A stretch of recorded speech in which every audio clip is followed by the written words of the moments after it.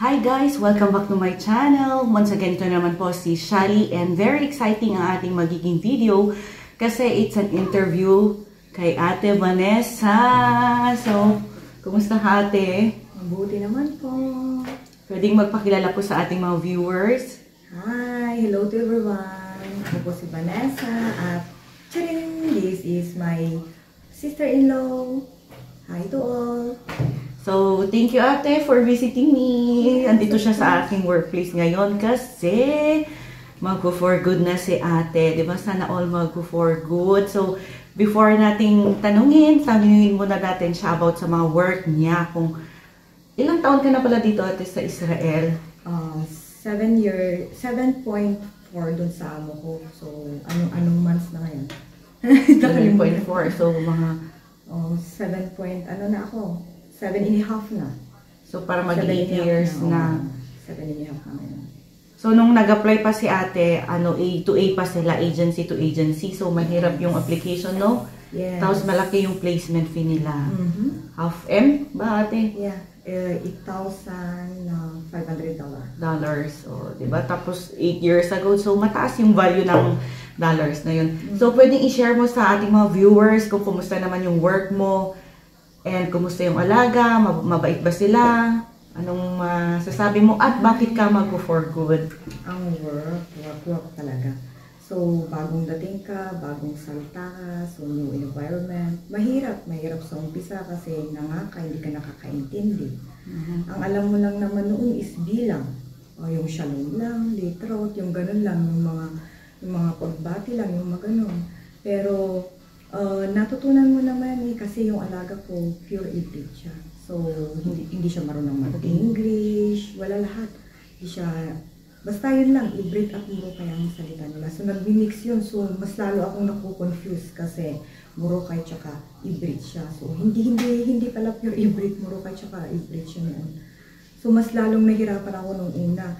Pero nung naka-adjust naman ako, thanks God, kahit mahirap ang work, okay lang, naka-adjust naman. Tapos, basta, lahat, yun na. Tapos, the rest is history na. Nung naka-adjust na ako, the rest is history na. Ayun na. Tapos, bakit ako mag-for good? Kasi, kailangan. Alam mo yung kailangan yung family first, yung ganun. Tapos, hindi dahil mag-for good ako, hindi dahil malaki na ipon ko, o gano'n. Basta, yun nga, sabi ko, family first. Tapos, ano pa? Kasi, at saka, yung alaga mo na namatay na kasi din, no? Tapos kaya parang sakto lang. Oo, sakto lang. Sa plan mo na talaga mag-for good. Yes, eksakto lang talaga na sabi ko, last na visa na to kasi kailangan na for good. Ganon, kailangan na ayusin pamilya, ganon. Pero, yun nga, nauna lang talaga si Lola, si Ima sa South ka na. Kasi supposedly July ka na maglalas kay Lola. Ngayong year, July siya maglalas. Kaso, namatay siya December. December. Ano yun? Disperas pa ng Pasko yun. December 24. December 24. Disperas ng Pasko yun. So, walang Christmas, walang New Year talaga. Andun ka sa sitting. So, merong sinasabing sitting yung 9 days na uupo ka na ikaw lahat ng magtatrabaho. Yung mga amo, andun lang, pakape-kape, ganun lang. Marites doon, taga-serve ka, ikaw lahat. Swerte mo na lang kung tutulungan ka ng mga in-laws ng family na namatayan. Pero yung mga anak niya kasi talaga, hindi sila gagalaw pag namatayan sila. Pero so far, in general, yung work mo ate, mahirap ba? Physically, mentally, in general, para may idea yung mga kunwari gustong mag-apply dito, paano nila i-prepare yung kanilang self kapag gustong mag-apply din dito sa Israel? Sa akin, mahirap. Pero iba-iba naman po yun. Pero yung natapas sa akin, mahirap talaga. So, nung una, nag-adjust ka kasi talagang lahat hindi mo alam. Tapos yung work mo, nung una, okay naman. Hindi naman masyadong mahirap kung kay Lola. Kung kay Lola, hindi masyadong mahirap kasi malakas pa siya noon. So, naglalakad pa siya. Walking stick pa. Walking stick na. Cane na lang. Ayan na ang ng Ibre. Nabubobo na tayo. So, So, andun na yung Oo. nasa tip of the tongue na, pero di mo alam. Iyon, nakakain lang siya nung una. So, naglalakad pa, walang problema. Hindi pa nagda-diaper. So, okay lang, luto-luto lang, ganun. Pero after, nung humina siya na, ay, kalbalyo na talaga. So, Kasi nabubuhat ka na, tapos walang lifter. Wala pa akong lifter. Mahirap yun. Nag-request ako ng lifter, medyo matagal. Na dumating yung lifter. Tapos, nung dumating na ang lifter, hindi ko rin nagamit. Kasi Kasi, wala na si Lola, no? nag-goodbye na si Lola. Ay, grabe. Yun. Kaya binubuhat ko siya, mahirap sa part sa akin, mahirap nung siya ay humina kasi sa 80 plus ang kanyang kilos, tapos bubuhatin ko siya. Tapos ano lang ako, 48 kilos lang ako Tapos that imagine time. 80 kilos ang Tapos bubuhatin 80 mo. plus ang bubuhatin ko, 86 to be exact ang bubuhatin ko. Sa kilikili yung parang batang papasanin mo siya dito. Tapos ililipat mo from bed to chair. So kahit yung 1 meter ay na, ganun lang, 5 inch lang na layo na itataas mo siya, tapos upo mo sa upuan. Ang hirap na yun. Kasi parang ikaw na talaga ang nagbubuhat. Parang bato na, para na silang bato pag ganun kasi hindi na nila kaya mag-depend sa sarili nila. Sa'yo na lahat nakadependa. Kaya mahirap sa part ko, mahirap. Yun. Okay, so far, pero so far na-enjoy mo ba yung work, yung Israel, or ano masasabi mo sa Israel in general, yung culture nila dito? Kasi di ba ang sinasabi nila ibang-iba pag dito daw sa Israel, pwede mong, I mean, hindi naman talagang sagot-sagutin yung alaga, pero at least may right ka. Parang, so anong masasabi mo? Yung culture naman sila, okay naman, nakapag-adapt ka. Pero yung itong lugar nila, okay lang, the best naman. The best naman sila dito, masasabi ko, okay lang, nag-enjoy ako. So nag-work, mahirap sa umpisa, okay sa susunod. Sa huli, mahirap ng pahirap, pero mamaya okay na naman. Okay lang yun, nature na yun ng work natin.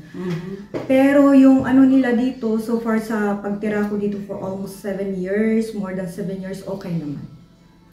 Paano pala yung sa food? Naka-adjust ka na agad? Kasi di ba hindi sila masyadong nag-rice? Sa workplace mo nag-rice kayo? Oo, sa akin, noong bagong dating ako, bagong santa dito, okay lang naman. Kasi, ano kape-kape, ganun sa umaga. Tapos, nakapag-adjust naman ako kasi lahat naman ng foods nila, nung bagong dating ako, okay lang sa akin. Kasi masiba talaga kayo, kaya okay lang talaga. Walang problem. Co-girl, kumbaga. Yun na. Pero nung tumagal, yung naumay ka rin, nung maghahanap ka rin ng ibang luto, kasi parehas din. So sa umpisa lang, masarap sa akin. Pero nung tumagal, yun na, naumay ka na. Naumay ka talaga. Pero okay lang naman yung foods. Okay lang naman yung foods. Sa akin ha. Okay, so ate, ito na. Ano ang maia-advise mo sa mga gustong mag-work dito? Yun na lang. Anong may advice mo? Any thought? Anong masasabi mo? Okay, masasabi ko lang is mahabang sablanot ang pag-work. Sablanot is patience, guys. Patience. Yes. Pasensya. Patience. Nabubobo na. Pasensya na, nabubobo na talaga ako pagdating sa English. Kasi wala nang dumating ka dito, okay, swerte ka na kung yung pamilyang pagtratrabahuan mo ay nakakaintindi ng English or nakakapagsalita ng English. So, lahat kasi sila dito, hindi naman sila marunong mag-English Ay, hindi lahat. I mean, meron, pero hindi lahat. I mean, hindi lahat ay marunong mag-English dito. Yun, basta patience lang, tapos love your work. Yun, pinaka-importante yun. Kung mahal mo ang trabaho mo, the rest is history. Ganun lang yun. Mahalin mo ang sarili mo kasi ang trabaho mo, I mean, kung mahal mo ang trabaho mo, ayun na. Very good na yan, kahit gaano kahirap kasi pumunta ka dito alam mo na yung work mo. So nasabi na nila ano ang work mo dito. So yun lang. Patience lang, sablanot lang, tapos mahalin mo ang work mo, ayun na.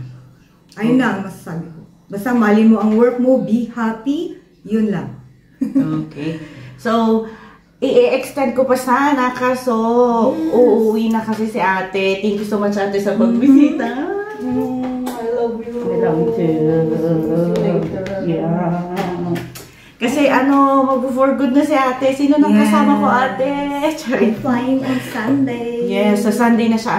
Thursday ngayon, itong film. Actually, nandito kami sa bahay ni Lola. So, okay lang naman kay Lola nandun siya, kay Bear. Kasi sobrang bait nila dito. Mabait sila. Tapos, alam nila, pinaalam ko naman na pupunta yung kapatid ko. Okay lang, feel at home. Sabi pa nga ng boss ko, make sure ko na she will really, really feel comfortable and feel at home dito sa bahay ni Lola.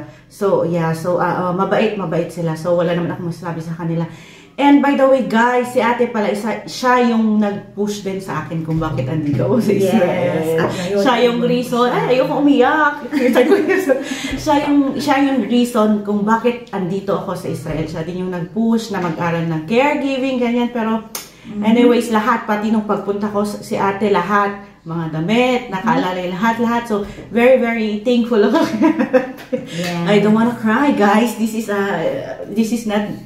not goodbye, sabi nga, because we will still see each other. Dito lang naman sa Israel. Kasi nga, yung pinaka-reason talaga niya na mag-for good is magsisettle down na siya. Congratulations, ate, on your marriage soon. And I hope you the best. Thank you so much. Especially to Rusgar and sa mga magiging adings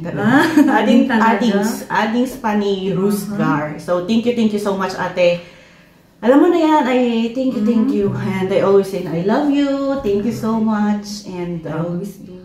Thank you. Thank you, guys. Thank you. And anyways, I'm thankful and grateful na at least may time, kahit konting time na na-interview ko sa ate para may time na babalikan din namin to interview, di ba? Remembrance, ganyan. So, anyways, guys, once again, thank you so much. And I hope na na-enjoy and may natutunan kayo sa video na ito. And we will see you again on the next one. Bye. Thank you, ate. Bye. I love you. Bye. Ay, ito pala. Ito yung Charing!